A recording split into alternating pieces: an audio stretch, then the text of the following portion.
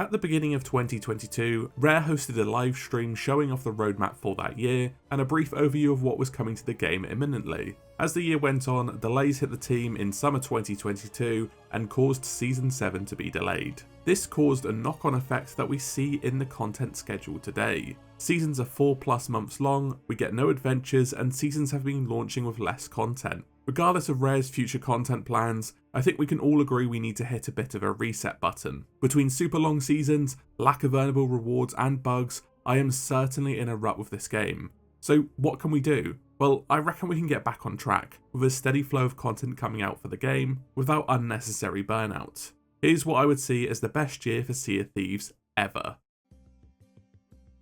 I've put together a roadmap which would best illustrate what the schedule of content would look like. I've made it as 2024's content, as, well, 2023 is pretty much a write-off at this point. The content is all locked in. The first thing you'll notice is 4 seasons. I think this is the best balance for seasonal lengths, as we've seen 4-month or even 5-month seasons are far too long, especially when around half of them have been pretty small updates when compared to the other updates from years prior. Plunder passes, season passes, and anything you expect with the current seasons are all included, so I left them out on this graphic. I would say one change I would love to make is removing the time-limited exclusivity of season passes and the plunder passes. We've already seen the old seasonal cosmetics return, so why even make them exclusive at this point? It will just create artificial FOMO, and people moan about this all the time. One thing Halo Infinite did well, if anything, was allowing players to progress season passes from old seasons. I know there's only 3 of them at this time, but still. Make it so players buy the season passes with golds to begin and ancient coins if it's the plunder pass. You can then choose which to progress. Imagine a new player pitching up and seeing 9 season passes to progress through, or they can pick plunder passes to progress through if they don't want to go through the Emporium route. Better still, imagine a returning player who took a break in Season 3, comes back and they see they can still work their way through Seasons 4 to 9. If we're being realistic, everyone wants something different in terms of content, but lots of people say what would keep them engaged and bring them back to Sea of Thieves would be bug fixes. I think Rare can appease everyone, new players, old, casuals and sweats, with a more methodical approach to seasonal content. Let's talk about the example seasons I've got here. Season 9 was a good example of how little can be done to refresh old content. Season 9 was popping off in the first 4 to 6 weeks, but has fallen flat now because it doesn't stretch to 4 months worth of stuff. But with that being said, if it targeted more quality of life and bug fixes, it would be an awesome addition to the game. When we think about seasons, the first season of the year could be adding much requested small features. Example of this would be clothing presets, changing ships mid-session, or a UI overhaul. When I think of seasons like this, I think of Season 9 and Season 5, or even Lost Treasures. Content isn't just the main focus, but bugs as well. Bugs in Sea of Thieves are always popping up or returning, and the sorts of bugs I'd focus on include the merchants not giving you crates, hit registration and silent boarding. You know, bugs that ruin your session or even your entire day. Seasons 13 and 15 on here are the most straightforward. These seasons would be your blockbuster content that everyone loves. Think of Legend of the Veil, Hourglass, Captaincy, Emissary systems, you get the point. These would encompass new activities, voyages, systems and world events. I don't think the game focusing on older content and quality of life is healthy all round, but you all want shiny new stuff at some point. I would also put new sandbox toys, tall tales or weapons here, not sitting, sleeping or the quest board. Season 14 is your Shrouded Spoils and a bit of Seasons 5 and 9. The season will be about bringing new content up to speed. This could be a new faction for Hourglass, new progression for the Sunken Kingdom, or new captaincy features, let's say customizable harpoons and lanterns. And to ensure everyone benefits, new commendations and milestones should be introduced with the corresponding cosmetic rewards. It's a very ambitious, arduous, and unlikely schedule given the timeframes. I don't know if the situation we have now is because Rare have a big project, or they just don't have the budget they did in years before. So let's talk about the elephant in the room. Adventures are a bit of a controversial topic, as some enjoy the ongoing story, but others think they're shallow and the time-limited nature hasn't carried any favour.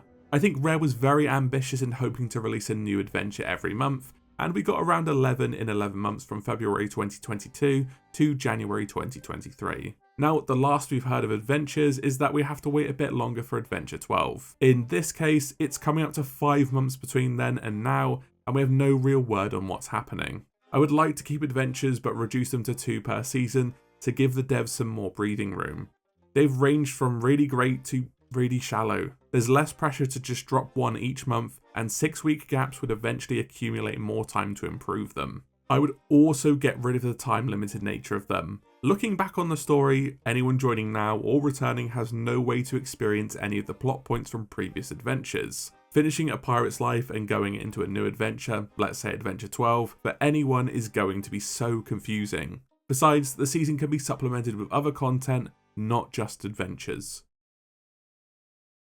Reaper runs were old voyages from 2019 that tasked players with completing voyages whilst flying the Reaper's mark. This flag shows everyone where you are on the map. If you want a full overview, I have a video right here. But anyway, these voyages already exist and can easily be rotated to a new island each month, with some Reaper themed items. Not the Reaper's bones, but maybe some new cosmetics based on the Wandering Reaper sets and the Reaper's mark. It would be 1 per season added and a small set of commendations for players to complete. Think of it designed similarly to the Chest of Fortune. You can whack in some cursed treasure, Athena loot, or Reaper's chests, and you have a bottleneck of players every season. It will be a PvP's dream. Again, make these replayable and not time limited to anyone who joins later on.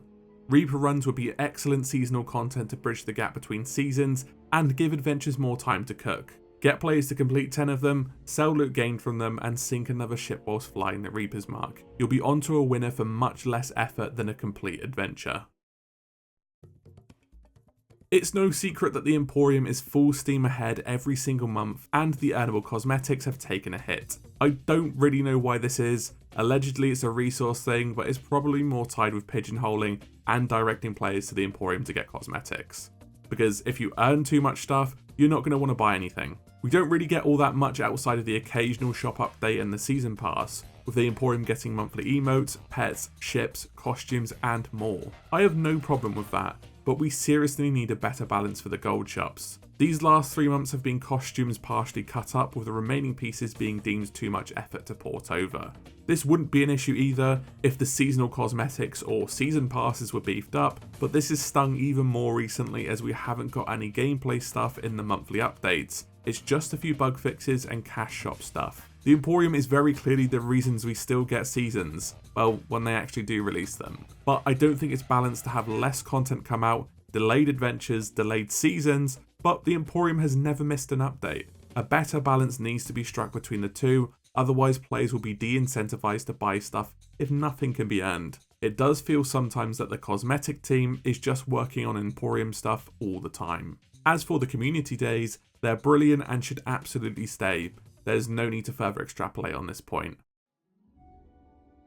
Mysteries were left off the roadmap simply because we seem to be getting 1 a year, with a schedule of them being quite random.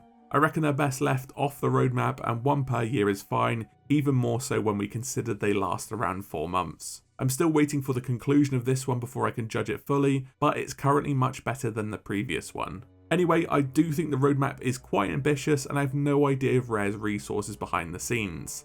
Nonetheless, I do think it's fairly reasonable given it's less content than 2021, which had 5 whole seasons, with 2 massive ones and 3 medium-sized ones. I hope the state of the game is just being caused by a secret mega update, but I guess we'll have to find out during the Xbox showcase in the coming week. Don't forget to subscribe to keep up to date as my schedule is all over the place, and drop a like if you enjoyed the video. Thanks again for watching, and as always, I'll see you in the next video.